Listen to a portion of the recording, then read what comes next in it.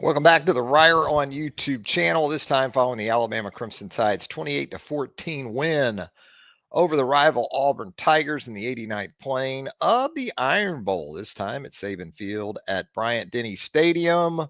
Crimson Tide improves to 9-3 on the season. Kalen DeBoer's first as the head coach of the Crimson Tide. Alabama also 5-3 in the league. Of course, not good enough to qualify for next weekend's SEC championship game. Got a quad box going on up here. So you guys keep it down. All right. I got to trying to watch this quad box while simultaneously doing afTeRmath. I kind of feel like you're probably in the same boat while this is going on, but Texas A&M and Texas in a play-in game for next Saturday's SEC championship game. Of course, we know Georgia Bulldogs are going to be on the other side of that one, but we're here to talk Iron Bowl. And for Alabama, I thought in some ways it was a performance that encapsulated the entire regular season. There were stretches where Alabama was dynamic, where Alabama was disciplined, where Alabama was dominant. I guess you could use the 3Ds right there. They were a little 3D-ish at times, but again, sustaining those type of performances, sustaining stretches of championship caliber play. It's been somewhat elusive for Kalen DeBoer's first team. And I thought at times that was the case again against Auburn. Now, first half, as we talked about on Spaces, if you joined us, we were on the Spaces halftime talk there at X, at Travis Reier on X. We kind of got into it, was almost as if you simultaneously felt like Alabama had left a lot of money on the table in the first half, but also given the turnover discrepancy, Alabama uncharacteristically in SEC play anyway, not doing itself any favor, but situational football was a friend of the Crimson Tide. Still wouldn't go as far as to say they were very good as complementary football works. Third quarter, that was big. I thought coming out of halftime, we did see that for a stretch. Again, didn't really sustain it over the course of the entire second half, but it was enough to really effectively put the game away there after the halftime break. But first half, yeah, I mean, you're -3 in turnover margin and you're still up 8. Uh, Jalen, he was kind of the solution and the problem again on Saturday. I thought for the most part, though, Jalen was what he needed to be. Second half, he still kind of got into some situations where he wasn't decisive. He was a bit hesitant. I think that really led to the fumble there in the second half that he had, just not decisive enough in a situation where you just got to go get the first down, and he kind of hesitated there and he ended up turning the ball over as a result of it. And we'll get to your comments on the program, by the way. We're trying to give everyone a chance to get in here. We're typically a little bit later going on because, as I've said before, I like to hear from Kalen post game before I jump on here. It's not a rush for me as much, but not anything earth shattering coming from Kalen. And that's probably what you would expect. And you could tell the rivalry had a bit of an impact on the intensity. There's no doubt ratchets up. I know the throw the record books out the window and all that stuff is often overused, and more often than not, the best team in this series wins the football game.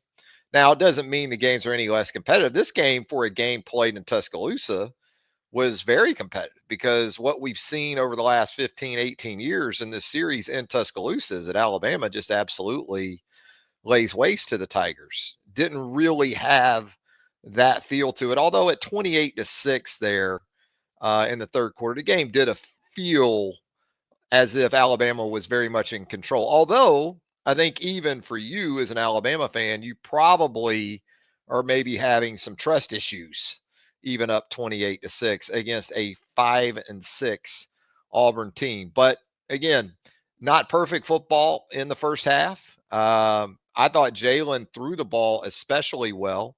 Had the drop by Ryan on what should have been an explosive play touchdown. Jeremy Bernard, if there was a Jeremy Bernard game this year, this might have very well have been it. I thought he was sensational throughout the game. The tight ends came up big when needed. CJ Dupree speaking of some nice balls that Jalen gave his guys to work with, CJ probably should have come down, made a nice adjustment to the ball in the middle of the field, but it's a play he would probably tell you he's got to make. Tried to one-hand it there at the end, wasn't able to control it, wasn't able to survive the ground with the football. But hey, never undervalue a win in this series. I don't care what the other side is. You take them and you run with them, especially when they're historic in putting you in a situation of a 5-game winning streak in this series, because that just doesn't happen all that often. The last time I saw that in Bryant-Denny Stadium, Tommy Tuberville was running around with 5 fingers in the air. I'm sure a lot of you have tried to forget that, but Tommy somehow he didn't make it to the stadium Saturday to celebrate that for Alabama amongst his constituency.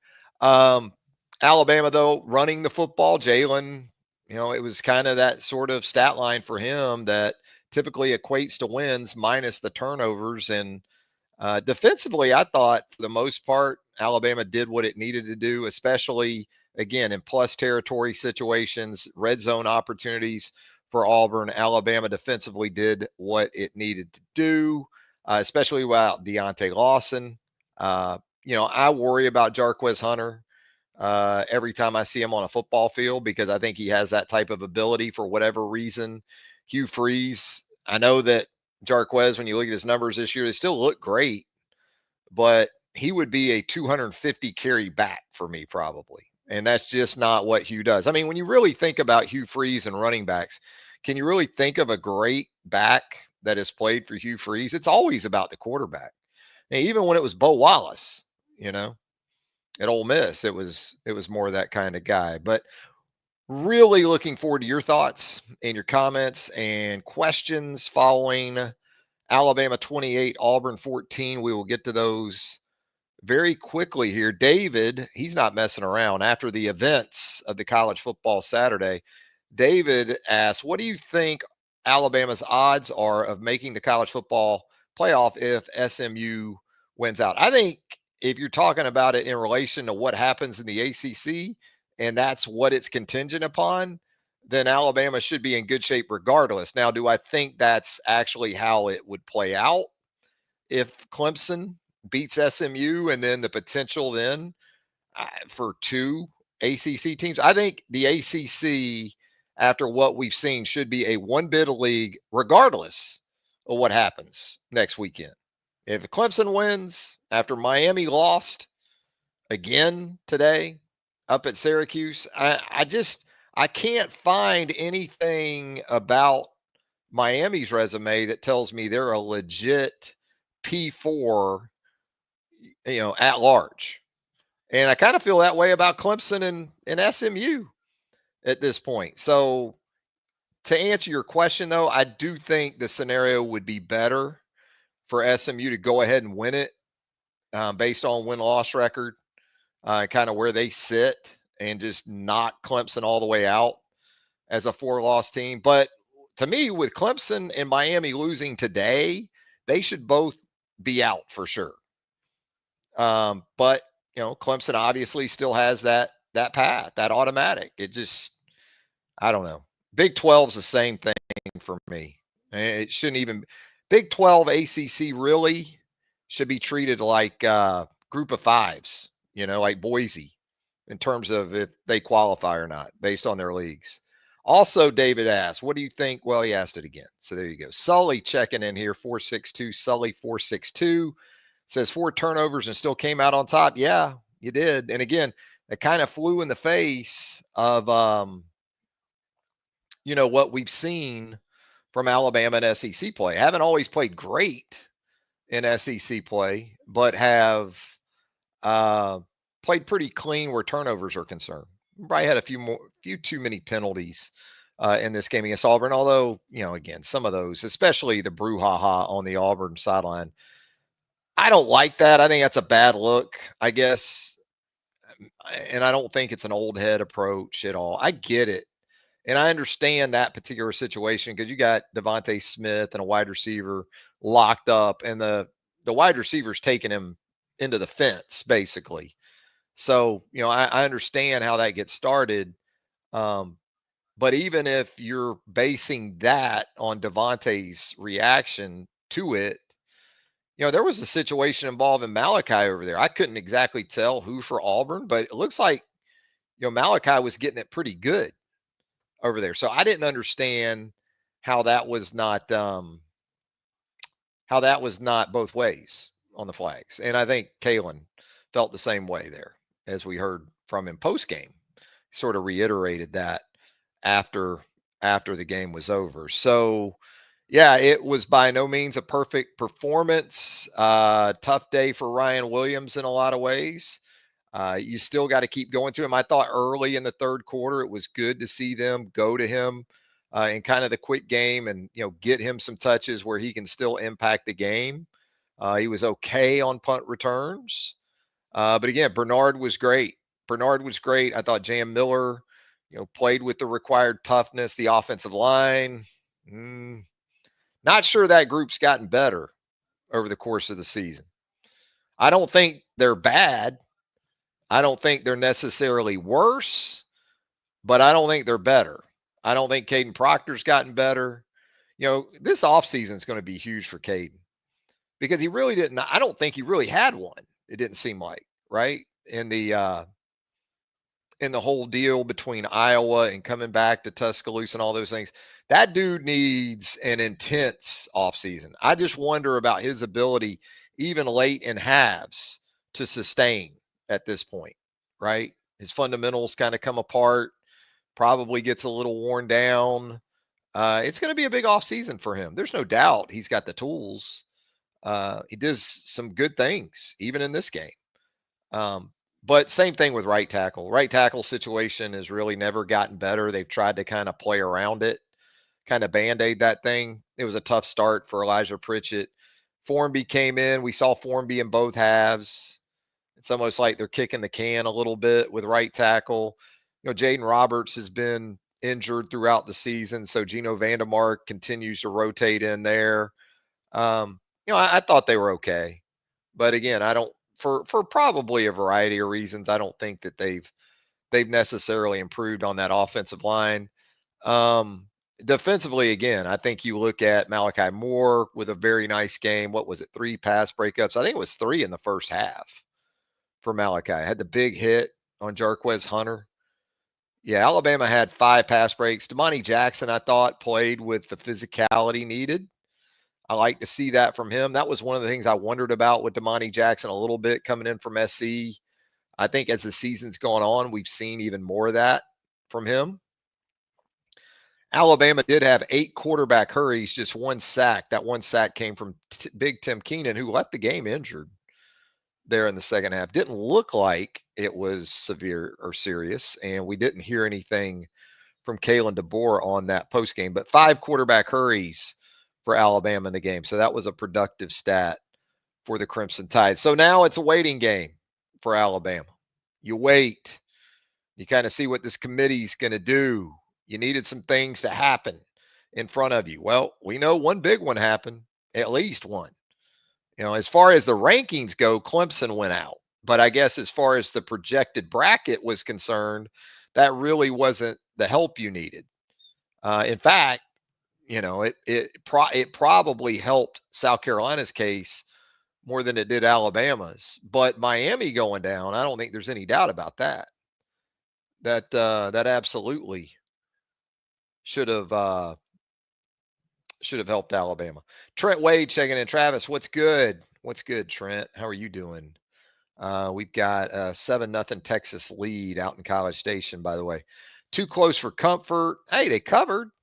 How about that tackle by Bray Hubbard late? Yeah, if you had Alabama minus the whatever and a half, whether it was 11, whether it was 13, you probably like that tackle there inside the 10. 4 turnovers is unacceptable, Trent says. Sorry if you already addressed it. I am late. You think this was Jalen's last game in Bryant-Denny Stadium? Hard to say. I went into the season thinking this would be Jalen's last season. Now, what's real? What isn't? I say that with the NFL and feedback in mind. I know Mel Kiper has Jalen rated as the number 3 quarterback for the 2025 draft. That's great if that's real. But what's real is what you get back from the teams. But I got to think if he really is a top 3, 4, even 5 quarterback, it might be tough for him to come back for another year. It's a complicated legacy if this was it for Jalen Milroe. And I'm just not one of these people that feel like it's been an abject failure.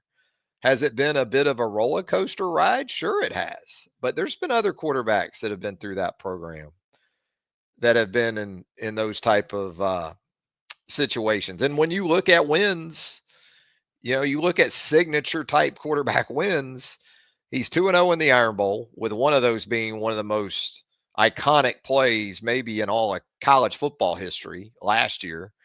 He's 2-0 against Georgia, and he's won an SEC championship. Has he had some rough spots? Absolutely. A week ago tonight in Norman was very rough. Knoxville was rough.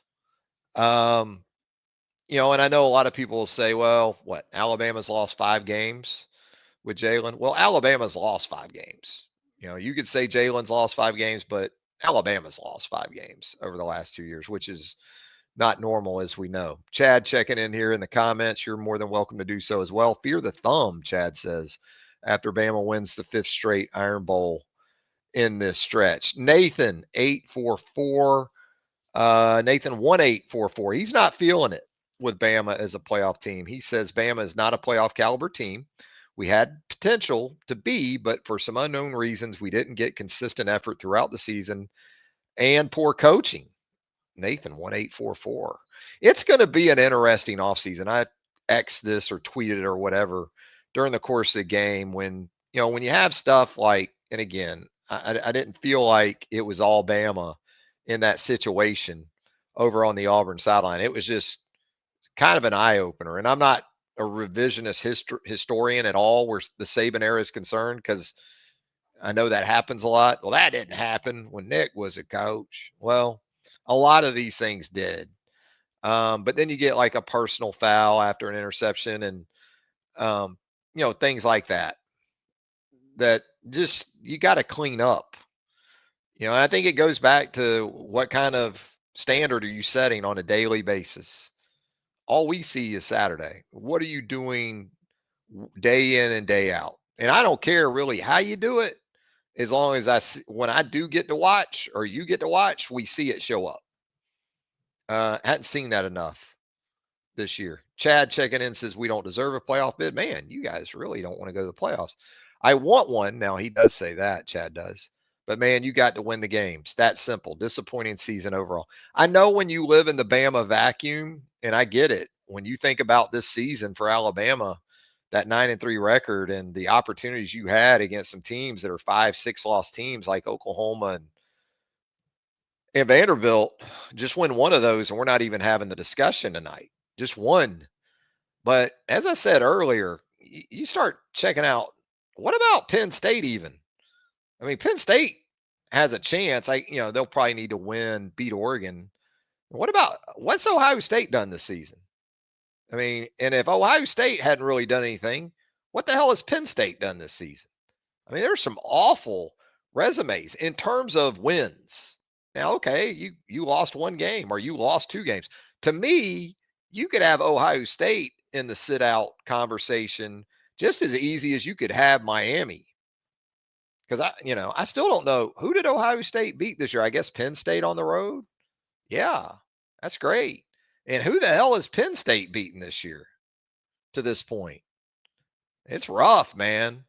The Big Ten's kind of just being quiet over there to the side. They're letting everybody else sort of slug it out about whether or not the SEC should get 4 teams or should the ACC get 2, right? Meanwhile, you got teams in the Big Ten other than Oregon. What the hell have they done? Who is Indiana beaten this year? I guess you could say Michigan after today. And that's why I say, too, never undervalue wins in a rivalry like this. Because ask Ohio State about that tonight. Ohio State at home against a subpar Michigan team and couldn't get the job done with a total free agency all-star lineup. And I apologized earlier to Jake Coker for making the comp of Will Howard to him back about 6 months ago. Yeah, my bad. But we can talk about the Big Ten all day. Is the Big Ten really a 4 bid league? It don't look like it to me. One Alabama Mafia checking in here. The undisciplined play is not acceptable. Too much talking from our players after routine plays, sometimes after chunk plays. When players don't care how it affects a team, it's a problem. That's that's where I do draw the line too. I'm not the guy who doesn't want any emotion or joy or excitement, right? But there is that line, you know. And I get it. I get Devontae Smith was hot because a guy took him into the stands over on the Auburn sideline. But everything that kind of came after that, and it didn't feel like there was anybody there that could kind of harness it or, kind of help him kind of get down off of that. That is where for me it becomes problematic too. Nobody's saying you shouldn't play with energy and emotion, but there is the line, and I think you put it pretty well there, where it crosses over into detriment to the greater good, and you can't have that. Bob Rutherford checking in. Bob always keeps it short and sweet. We love hearing from Bob here on the program as well. So hit us with those comments and questions. Again, it is Reier on YouTube. If you haven't subscribed to the channel as of yet, we certainly hope you'll go ahead, hit that subscribe button right now. There is a notifications bell there too. If you'll hit that, you'll be alerted. Click on that. You'll be alerted to all of our programming as it drops here on the Reier on YouTube channel. Also, a thumbs up, a like always helps us tremendously. So we would appreciate that if you would do it. You know what else you got coming up here? What, in an hour? Hopefully an hour, because you know how those games can go, man, when you got them stacked at these events. Alabama, Oregon out in Vegas, championship game of that event. So you got that coming up. Wanted to talk about Alabama special teams a little bit. Was kind of a no news kind of night or day for Alabama special teams, and that's probably not the worst thing. James Burnip, 3 punts for 49 yards, or excuse me, 42-yard average. Had all 3 of those down to inside the Auburn 20. Kendrick Law returned 2 kickoffs, averaged 27 yards. He did have that long of 32. Ryan Williams, 1 punt return for 8 yards. So again, kind of did your job. Graham Nicholson, if you're getting the job done in the red zone, especially, which Alabama, 4 for 4, 4 red zone touchdowns. You'll take that percentage every day of the week. Nicholson's going to be more of a PAT guy, which is what you like. 4 fumbles for Alabama in the game. 3 of them lost. Of course, Ryan. Jalen had a couple fumbles. And the situational performance of the defense. Give Kane Womack and his guys a lot of credit, because we all heard all week how it wasn't good. And I know some people semi-defended the defense after Oklahoma, but it wasn't good. And so when you look at 3rd down and 4th down for Auburn, 4 of 13, on combined 3rd and 4th down plays in terms of conversions for Auburn in the game. You can win with that. And when you go 12 of 18 on offense where 3rd downs are concerned, you're going to probably win doing that. Now, what helps, and we talked about this last week in relation to the Oklahoma game, was 1st down efficiency was not good for Alabama in Norman. It was like 3 yards of play on 1st down. Meanwhile, Oklahoma was averaging, I think it was 7.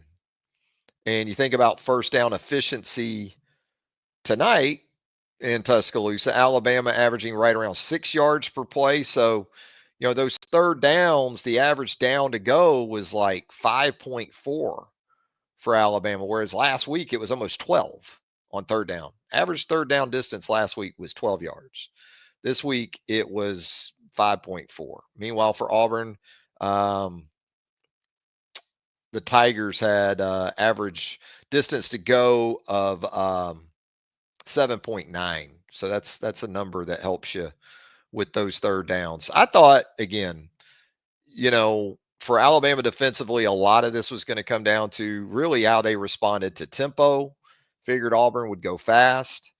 And then the quarterback running back dynamic, Peyton Thorne and Jarquez Hunter. Hunter ends up going for 13 for 56. I think he had 10 for 55 in the first half. So just 3 carries for 1 yard in the second half. Kind of kept the explosives to a minimum with him. He only averaged 4.3. I mean, Jarquez Hunter, the last 2 games in this series, has averaged like 10 yards per carry. So 4.3 was certainly going to represent a winning effort for Alabama where he was concerned. Peyton Thorne, 10 carries, 42 yards. Thorne did throw for 301, but he averaged a little more than 7 yards per attempt. So he didn't really kill you with that. And then Jalen, even with the drops, I mean, you think about what Jalen's yards per attempt would have looked like if Williams holds on to the 55-yarder. If Dupree finishes the play there at the goal line, Jalen threw for 256 on 24 attempts. So that's 10 plus an attempt. That's championship caliber Jalen. When he's at that number in yards per attempt and he eclipses 100 rushing yards and gets in the end zone 3 times running it, Alabama's win-loss record typically going to be pretty good. Jeremy Bernard, again, 7 catches, 111 yards. And then the tight ends that we talked about, nearly 100 yards for Dupree, Cuevas, and Oots. It was 8 catches for 92 yards. Not bad for the tight ends on Saturday afternoon at Bryant-Denny Stadium. Let's see here.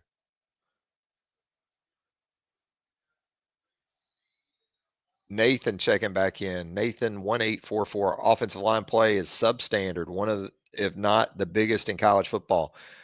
He has said this before. He's not happy with the lack of athleticism, we'll say, in this Alabama offensive line. Yeah, I mean they sometimes certainly look more like maulers, we'll say, to put it kindly. Not always light on their feet. That's why I said earlier, I think, for Caden, if he wants to be a legit 3 and out, which he'll have every opportunity to be, it's a big off season for him coming up. Bino checking in. He says Malachi played his best game ever at Bama. It was up there. I would say it was up there, Bino. He was called for a late hit too over on the Auburn sideline. That was one of those, I think, that it really came down to which sideline it happened on. It happened over on the Auburn sideline. So, everything that the refs are getting over there, it's probably more likely to result in one against Alabama in that situation. Sully 462, back in the day, 9-3 was a great season.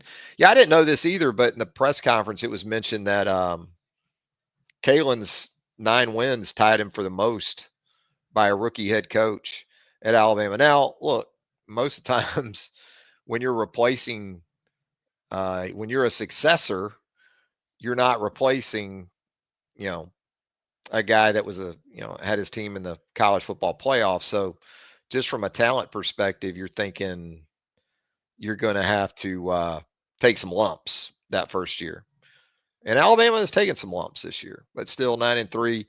If I'd have told you before the season, Alabama's going to beat Georgia and beat LSU on the road, I think 9-3 would have been the minimum you would have had for this football team through 12 games. Trent Wade checking back in. We seem to have a lot of undisciplined plays in almost every game. It sort of just seems to be a habit.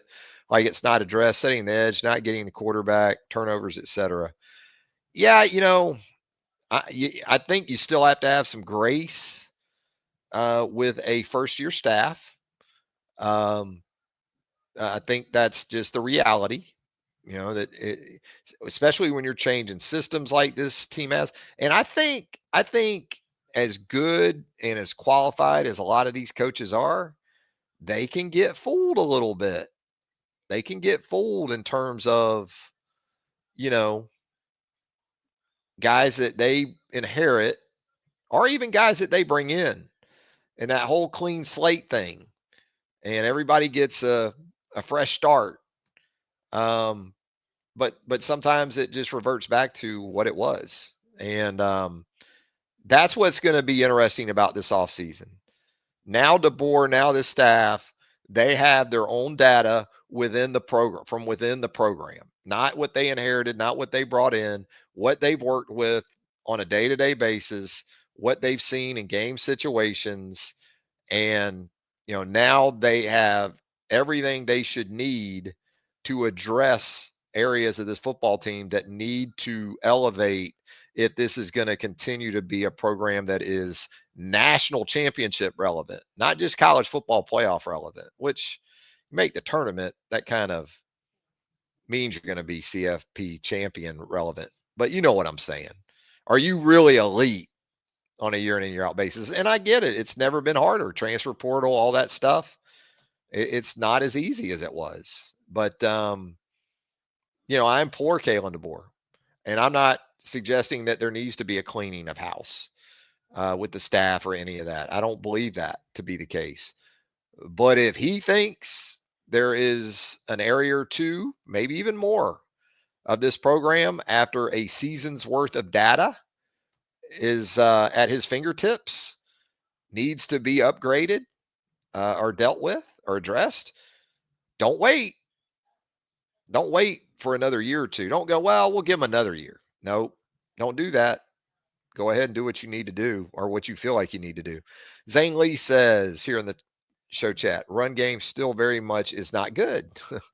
How many times did we get stuff today? Despite trying to really feature the backs, the tackles are particularly brutal. I thought there were times where it was good. I know people don't want to hear this, but I'm not sure. Well, I feel pretty sure. I feel pretty resolute in this. I love Jam Miller. I get why Justice Haynes um, was so heavily cut. I think they're really good backs. If you're going to try to convince me that these guys are sort of problem solvers like a Derrick Henry or those kind of guys, they're not. Not yet. Maybe they will be. And it's easy to point to the offensive line. I'm not saying there, like I said earlier, I didn't really see the improvement over the course of a 12 game season. But I think these are good backs, and I want Jam Miller especially on my team every day of the week. But sometimes you watch Jam, and it's that sort of you know uh, sort of that twitch that backs have, where they can make that first guy miss and kind of create some separation for themselves. I don't always see that from him. And again, I love the guy. But I'm not as convinced as some people, I guess, that these are elite backs. I haven't seen that yet to make me feel like, oh yeah, these guys are, top five. Can the offensive line be better? Can the scheme, concepts, plan be better? I would think so. Sure. But I don't think these backs are sort of, um, you know, exclusive to questions about, are they really what some people would have you believe they are? Brian Green checking in here in the show comments. It looked like Milroe tried to throw the game with all those turnovers. Yeah. But what about the dime he dropped to Ryan Williams that Ryan dropped? And again, the other ball to CJ that could have been a touchdown as well. The interception was not good. At the time, the interception there, what was that, second quarter? Now, that was after Ryan dropped the deep ball on the post. So you already should have been in the end zone, but you're not. And even that ball kind of felt like an arm punt a little bit, like, well, it was third and long. You're going to be punting anyway. But the ball was at about the Auburn 35. So 3rd and 14 right there, you'd almost rather see him just take 7 or 8 to the 28, and then you bring Nicholson out and maybe get some points there. So that you still weren't able to kind of explain that one away. Um, what do we have here? No Serfdom says Sheridan definitely not qualified. Jury still out on Kane Womack. I think the jury's still out on the entire football team after 12 games. I don't know how I can make any definitive statements about really anybody, good or bad, you know? Um, again, it goes back to what we talked about earlier in terms of consistency. Living a Dream Life says DeBoer has to make ruthless moves this offseason. Replacing Sheridan, who will be a good coach one day, is a step in that right direction. Wow. Coming after Nick on here tonight. Um, yeah, I mean, I thought last week was not good offensively, just the plan in general. Um, I really didn't have a problem with this week. I thought both halves they tried to establish the backs, which a lot of folks have called for. I thought they had a good understanding of what Auburn was going to try to do because protection kind of tells me that. Now they had some individual L's in protection or just in terms of execution, but I didn't watch it and go, "Wow, what was the plan there? What were they trying to even do there?" I didn't feel that way this week.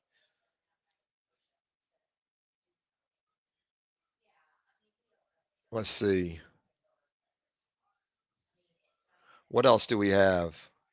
Folks still not happy with that run game. I think it kind of is what it is right now, and I look, I don't think whether it's Nick Sheridan or whoever else, I think, this is the kind of offense that's going to be quarterback centric. Um, whether it's Jalen next year or Ty Simpson or anybody else, it's still going to center around the quarterback. And they're going to be asked to carry a lot.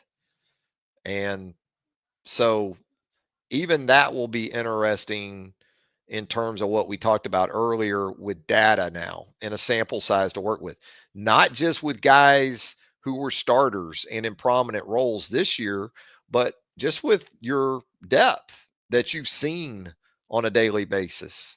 And there's going to be movement. I'm just thinking. I don't have any intel on this. Maybe as early as the next few days, you could start hearing this. There's going to be guys on the move.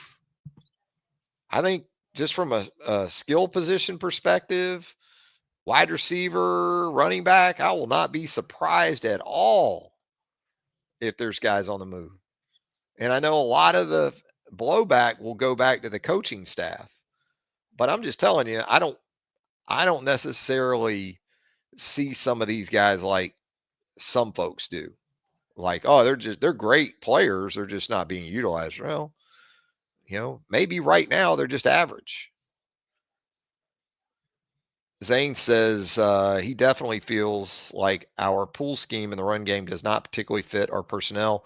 We seem to get blown up in the mesh or backfield more than normal. I think there's something to that. I mean, because just last year, you were really selling the whole largest offensive line in college football. And Brailsford comes in.